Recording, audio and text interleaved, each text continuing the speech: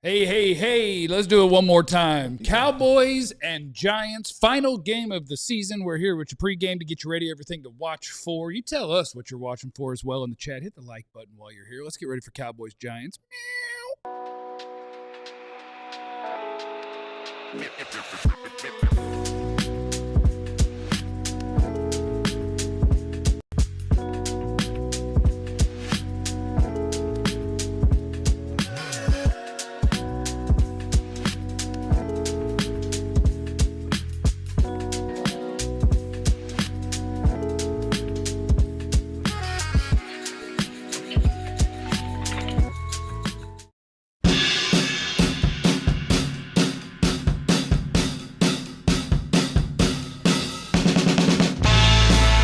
Welcome in, everybody. The DLLS Cowboys pregame is presented by our friends at Prize Picks, where if you use the promo code DLLS, you get $50 in lineups after you play your first $5 lineup, and by our friends at Ownwell. Stop overpaying, start saving with Ownwell, ownwell.com/Texas. Welcome in, everybody. It's good to see you. Let's get you ready for some Cowboys football, where you guys, everybody knows the goal today. Win. Get that dub. Get that dub. Everybody, we're trying to get that dub, baby. Win. Oh, what is Ali doing? Oh. Ali. Oh. Listen. What is this? Listen. Oh, you infiltrated the Carter? What is this? This was 2022 on the right, 2023 on the left, right? Wow. Wow. Insider trading. This is the Ali Jawad Bowl. Oh, the Ali Jawad Bowl. Okay, these two teams are playing for Ali's allegiance. For the rights of Ali's allegiance. Yeah, well, let's get this thing going. My name is Jeff. I'm next to former Cowboy wide receiver Jesse Holly. Oh, Jesse Holly went 77 yards. It must be a reality show. Ain't no Giants in my background. No, you would never. Never. You were loyal to the star. Always. Except when you were a Bengal or and a Patriot. Patriot. A BC Lion. And a BC Lion. Yeah. Yeah, that's okay, though. But never a Giant. Next to Jesse is the traitor himself. Noted former Giant employee? Is that accurate? Yeah. Former Giants employee. Yeah. The second greatest beat writer in the history of the Cowboys. That's climbing the ranks pretty quick. Mr. Ali Jawad. Hi, ladies. Now, you didn't like it, did you? Look, I'll say this. All right. You didn't like it. All right. I enjoyed my time with both teams. I will say the Cowboys were more fun, yes. Okay. Okay, so I'll give you guys that. Now, at the Cowboys, I was on the video side, the coach's video side, and I did that for 7 years across multiple teams leading up to the Cowboys. Then I went into media, and the Giants did open their doors for me to get into this. So nice. I'll say, rivalry aside, Yeah. the Giants, I do appreciate them, and they do got a special place in my heart because they gave me a chance. You know what? Was there go ahead. Based on the fact that they opened that door for you, I hope the Giants win this game today. No, that's not what you're trying to do. Just based on that. I know what you're trying to do. But you've talked me into it. I know what you're trying to I do. hope the Giants win this game today. I know what you're trying to do. You're trying to find a little loophole. You're trying to find a little bit of that New York City alleyway into a better draft pick. I spend a lot of time on tankathon.com tracking what we need to have happen so we can pick where. It's very important. Look, sir, it's the last one here. It would be real nice if we could get a vintage Joe Milton performance for most of this game. Sounds like Dak is going to play, but how much is the question? Sounds like he's definitely not playing the whole game. Probably going to get a lot of Joe Milton. I hope you get a Bazooka Joe 90-yard touchdown. By 3 bad picks, maybe a lost fumble. We're cooking today. We're cooking. Yeah, so I'm hoping that the Cowboys lose this game. But you know what? I understand if you just like your team to win. That's fine. I don't judge you, and I don't hate you for it. What are we watching for today? Shoot, man. It's hard, isn't it? It is hard. A lot of people want to see, what the young running backs can do. Yeah. That's about it, right? I think so. That's the list. Josh Butler, Butler Island. I guess. Let's go. I guess. The biggest thing is, especially those who we deem important players, they get off the ground every single time. Be easy to do if you didn't play. Yeah, well, if they play, Don't touch the ground. They get off the ground. I mean, for this game, I am not of the belief that there's no momentum to carry in this game. I don't believe that if you win this game, there is momentum that will carry into the offseason, and that will be a part of how we propel into the offseason. No, because by the time 2 weeks from now, by the time we get to the Super Bowl, no one's thinking about this game. No one's getting to OTAs and minicamp and be like, hey, remember that Giants game we won? Yeah. Like, remember how we pulled that game out? That, yeah. You made a nice play back in January, the third quarter of the Giants game. Nobody's going to care about that. And I'm also of the mindset, I don't really know how much, either way, good or bad, for guys like Jaden Blue and Phil Maffa and Josh Butler, guys who hadn't played a lot this year, if they get in these games and all of a sudden they don't do well. And if they get in this game and they absolutely do great, to me, that I'm not swayed either way in that, because it's meaningless for the team across the field from you. It's meaningless for you. So right. I put this in the same realm of a preseason game. So, would I like to have to watch something entertaining? Absolutely. I don't want to watch a very boring, penalty-filled, punt-happy football game. I would like to see some excitement. I would like to see a Jadon Blue 60-yard run, or Bazooka Joe 97-yard bomb. You know what I mean? Or things like that. Just for sheer entertainment. But there's nothing I can get from this game that makes me feel like this is the guy that we're going to in the offseason that's going to give me hope for 2026. I guess the offensive line, you have Tyler Smith at left tackle, Tyler Booker, and they still got a good front. And I guess you want to still see, those reps there. Who's playing guard? TJ Bass is out. Is it Brock Hoffman? Hoffman? Left guard. All right. Yeah. Right. That could get you some entertainment after a play. Definitely a wee-wee grabber. Get you a little something like that. Get you a little wee-wee grabber. Yeah, Tyler Smith at left tackle is at least relevant. What if he looks great? Who? Tyler Smith. I'm still keeping him at guard. Yeah. He's still my left guard. Because ask yourself this, how have the guys in his position filled in based on the film? And tell yourself, do we really want to drop to that level at guard? Right. Knowing we already got this guy here? Yeah. I'm not fixing what's not broken.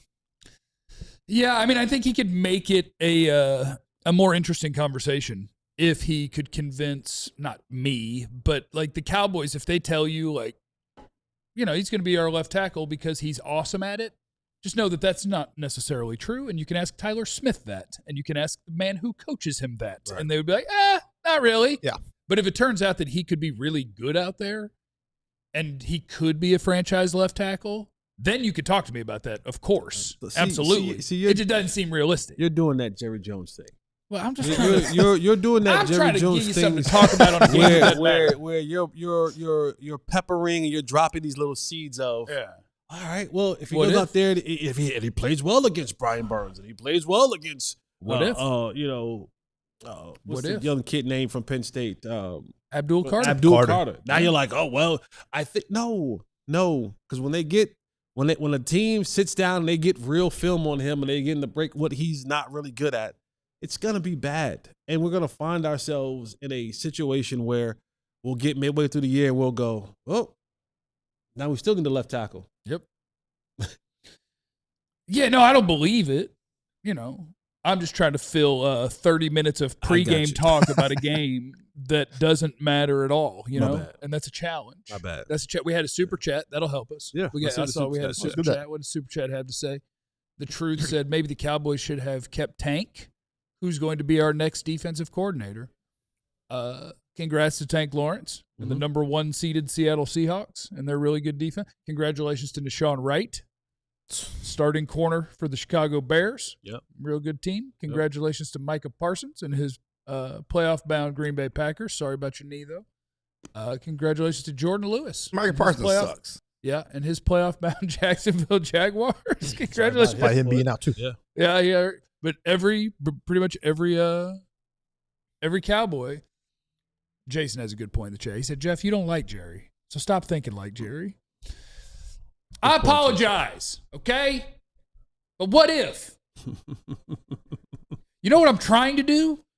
I'm trying to figure out how the Cowboys can be really good next year. That's what I'm trying to do. There's pathways to there, and the pathway isn't Tyler Smith at left tackle. The pathway is putting him back at left guard. Yeah. And you actually going to spend money. That's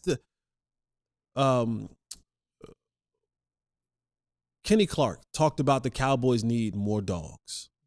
Dogs aren't cheap. Nope. Not good dogs. Which, by the way, speaking of dogs, I'm heading down the same path as you, Jeff. Oh, no. Yeah. I'm going to have to put my dog down. Oh, man. Bones. Why are you smiling? No, I'm not. I'm not. I'm dogless. I lost one last year and one I'm week or two smiling ago. at your. I'm smiling at your. Oh man! But I'm gonna have to put the old man down. That's sad. Yeah, 14 years old, man. He's had a bad couple of days. Anyway. But Kenny Clark talked about needing more dogs. Dogs aren't cheap. Mm-mm. Not the ones that you buy. You're buying. I you buy expensive dogs. I do buy. My dogs were cheap. Yes, I'm saying. Mutts. But my dog was expensive, and it lasted 14 years. Yeah. So you get what you pay for. My dog got it out the mud 16 years. Yeah, well, First one.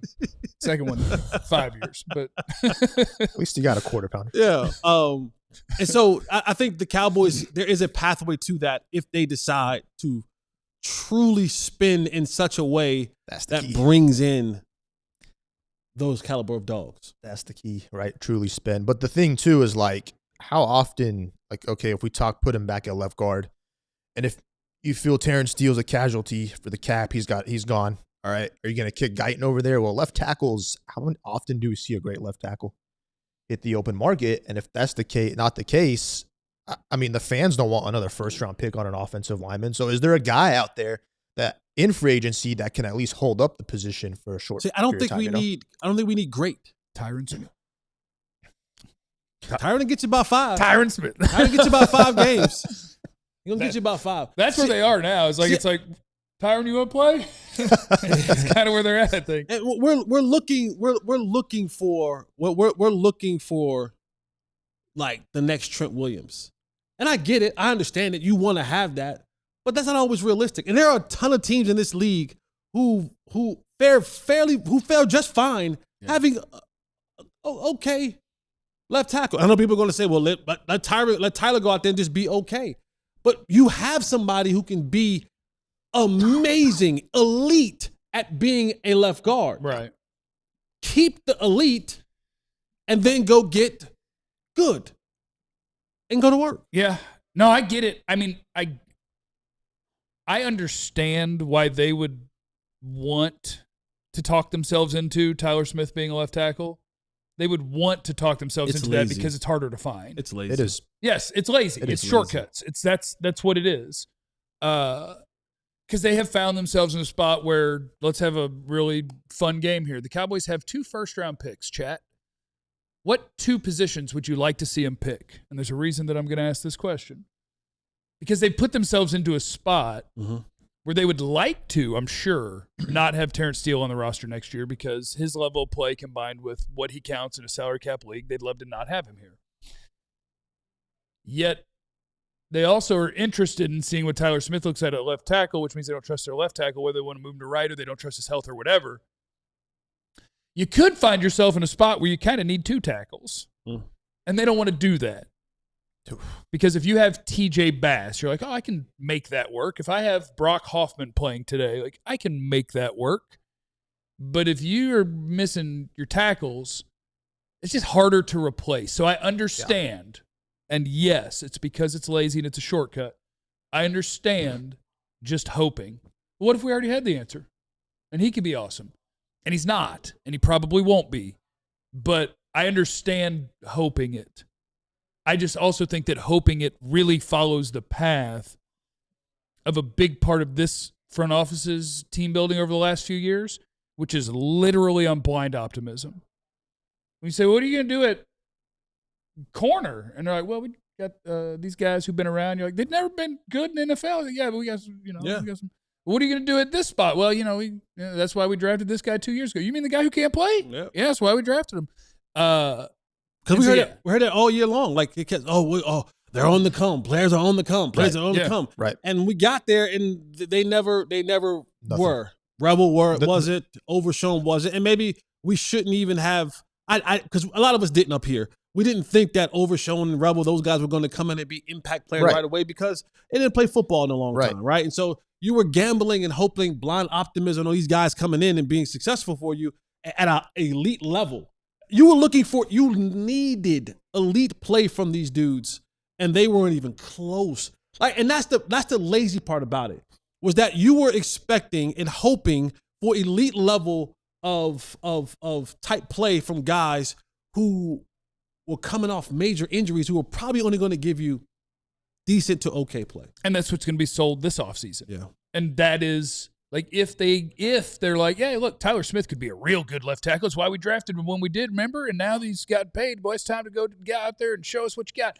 And, well, Revel's a year later now. Yep. He's going to be locking it down out there, and Overshown's going to be a game-changing linebacker, and it's the hopium that needs to not be the case this offseason if they're actually going to do a little pushing of the chips in, which I would like to see them do for the Dak next 2 to 3 years. You need to be very aggressive, and very aggressive does not start with selling me on the guys we just watched. Yeah. It's going and finding me some dudes. It is the DLS Cowboys pregame, and coming up next, we'll have a man at the board. We are excited for to get a look at Jaden Blue, Phil Maffa, and we'll take a look at some of that stuff next in the DLS Cowboys pregame. Let's take a second and talk about our friends at Ownwell, OWNWELL.com. What do they do at Ownwell? Well, your property tax bills are showing up this month. Mine actually just did. And that thing might be a little higher than you expected. Well, guess what? You can save money by going to our friends at Ownwell. Maybe your mortgage is going up because of an increase to your property taxes. What they do is the experts at Ownwell, they fight for you to keep more of your hard-earned money in your wallet. Make sure you're only paying what's fair. Our guys at Ownwell will do all of this for you. No hearings, no paperwork, no nothing. You sign up in under 3 minutes at ownwell.com, and they are going to take care of everything, and you don't pay them anything unless they get you a reduction in your property taxes. How about that? That is our friends at Ownwell. Let them take care of you. They are local tax experts that can get all of this handled for you. Head on over to ownwell.com. That's OWNWELL, and stop overpaying. Sign up in 3 minutes, ownwell.com/Texas, OWNWELL.com/Texas. Also, I want to encourage you guys to sign up for our newsletter, alldlls.com/newsletter. That'll keep you up to date with all of your DFW sporting needs right there in your inbox every day. And it comes from Ali Jawad, our superstar beat writer for the Cowboys. He's got you squared away with everything, and it's good job security for him. If we see a bunch of signups and there's a bunch of people subscribed to the newsletter, guess what? Ali's job is safe. Mine never will be. Jesse's never will be. Clarence, absolutely not. Ali can be safe if you're signed up for the newsletter. We also want you to sign up to be a diehard. And when you do that, you can get a free t-shirt from our merch store. As soon as you sign up for a diehard, you get a ad-free experience on the website, which is nice. You get access to all of our premium content, including all of the NFL draft things from our buddy Fran Duffy. That's nice. It is about that time. You know what I'm saying. Sign up to be a diehard. You also get a free t-shirt, discounts on merch, an invite to our Discord, all those different things. Sign up at alldlls.com.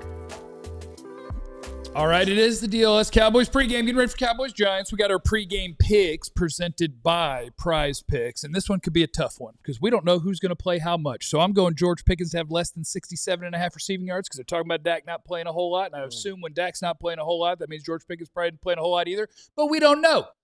Jackson Dart will throw a touchdown, according to me. And Jaden Blue, less than 56.5 rush yards, according to me. What?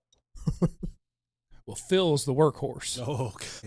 Phil is getting a rock. Blue's going to have 3 20-yard runs, but then 1 for -7. So he'll have four carries for 55. Ali's got Jackson Dart to have his longest rush be more than 12.5 yards. Jaden Blue, less than 56.5 rush yards. Hater. And Ryan Flanoy, more than 28.5 receiving yards. That might be the one right there.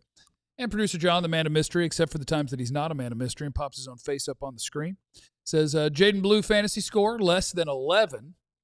Hunter Lipke, more than 0.5. He's going to score tutty. And I don't know. Gunnar Olszewski. I'm sorry? Gunnar Olszewski. Yep. He going to score a touchdown, too, according to John. All right, let's get you ready for the one thing that we're kind of excited about in this game, and that means we are going to get to see Jaden Blue. We're going to get to see Phil Maffa, but I know you guys are excited about Jaden Blue. Let's have the man on the board walk us through what we're looking for with the Cowboys running back as we get it going today. I appreciate it, man. With this week being the final game of the NFL season for the Dallas Cowboys, we already see that they've made some changes to the backfield. You will not have Malik Davis. He has been put on IR. You will not have your leading rusher of this season, Javonte Williams. So you're probably going to get a ton of Jaden Blue, Phil Maffa, Hunter Limke, and company. But I know a lot of you have been wanting and clamoring and begging to see, what does Jaden Blue look like? What will he be able to be in this particular offense? Well, Jaden Blue played in a couple games already this season. So I went back and I looked and I said, what were some of the runs that Jaden Blue had success with? And so I found two of these runs, one in the shotgun, one from under the center, where Jaden Blue could be successful. Now, we all know he's not the biggest guy. He's not the most physical guy. Where he excels at is with speed. And so these runs aren't runs that you want to go, in between, the A gaps. These runs are more perimeter runs, getting Jaden Blue on the edge, allowing him to use his speed. So the first one right here, the quarterback's in shotgun, running backs to his left-hand side. And what you're going to see with this one was just a simple kind of man-on-man blocking, and then let Jaden Blue find his particular hole. So the quarterback's in the shotgun. At the snap of the ball, you're going to see that this tackle's going to take this defensive end. He's going to block here. Now, these two players, the center and the guard, they're going to combo block to this guy right here until the center gets on this block. Then the guard moves up to the linebacker. You're going to have this left tackle kick out this defensive end. Quarterback gets the ball, and he hands it off to Jaden Blue, and now he just kind of figures out which hole is open. If this hole opens up, he takes it. If this outside opens up, he takes it. This is when you hear the concept of slow to fast through, meaning I have to be slow to allow these blocks to develop, and then when they develop, I have to hit it where it's open and be successful. Here's the second play. This one was a little bit more complicated. This one, more of a toss sweep. And again, you see Clayton Adams and Brian Schottenheimer using Jaden Blue more and more in space. So what they're going to have is they're going to have this tight end come in motion. When this tight end comes in motion, when he gets to the ghost guard, right, when he gets to the backside of the guard, they're going to snap the ball, and now he's going to revert back and cut off this defensive end. So he's going to motion, cut off this defensive end. The quarterback's then going to hand the ball off to the running back. The blocking scheme up front it's kind of just what we call elephants on parade. The tackle's going to grab this guy. He's going to move up here to grab this backside linebacker. And now, again, the guard and the center, they're combo blocking. This guard wants to make sure that I can hold this block a little bit to allow this center to get onto this block, and then he's moving up to the linebacker. Now, what was unique in this situation, they used CeeDee Lamb, right? Their star receiver. He down blocked on the defensive end. When he down blocked on the defensive end, you have the tackle now swing outside. This outside receiver, he picked up CeeDee Lamb's man. This tackle now is in the alley with the nickel defender, cornerback defender, and it's just a toss sweep to the running back to the outside. Jaden Blue picked up 21 yards on that particular play. So a lot of you are going to see Jaden Blue today and get some of these reps. The reps that he's most successful with his size and his speed are the runs that are the outside of the tackle. Not too much in the A gap, getting Jaden Blue to the outside, allowing him to use that speed. And we'll see what happens today, but you should see a full game worth of games, unless he fumbles, of Jaden Blue against the New York Giants today. Jeff, back to you. Thank you, Jesse. How quickly can you get back to the set, Jesse? How did you do that? Clarence Hill is in New York, and it looked like you were living it up last night. I enjoy watching your travels, Clarence. What are we watching for today at MetLife Stadium? Well, two things. We talked to Jerry. That's why I was late, because Jerry was walking down the hall, and he kind of held court for about 10 minutes, and he talked about the decisions he has to make, and he tried to say, that he's the common denominator, that we've had all these different coordinators. We've been bad defense for a long time, and it's not just on Eberflus. We have to evaluate everything, including him, and he has to look in the mirror. But it was asked, is there a chance that Eberflus could come back? He said, well, I didn't say that. I didn't say all of that, but it's not just Eberflus. But he was specifically asked if Eberflus could come back, and he would not, co-sign on that. And when you talked about Blue, and when Blue was brought up and the running backs were brought up, the first thing he said was protection. He didn't talk about runs. Can they protect? Are they going to be able to protect the quarterback? And that's really been part of the issue all season with Blue. Can he protect? And so that's something that, while how long will you keep Dak in? How long, Dak's going to play, but how long will he play? Because you want to keep him healthy. It's one thing to have momentum, but it's more important to have Dak healthy. And I think that's one thing that you look at this as a Cowboys going all season. They don't have any guys facing major surgeries.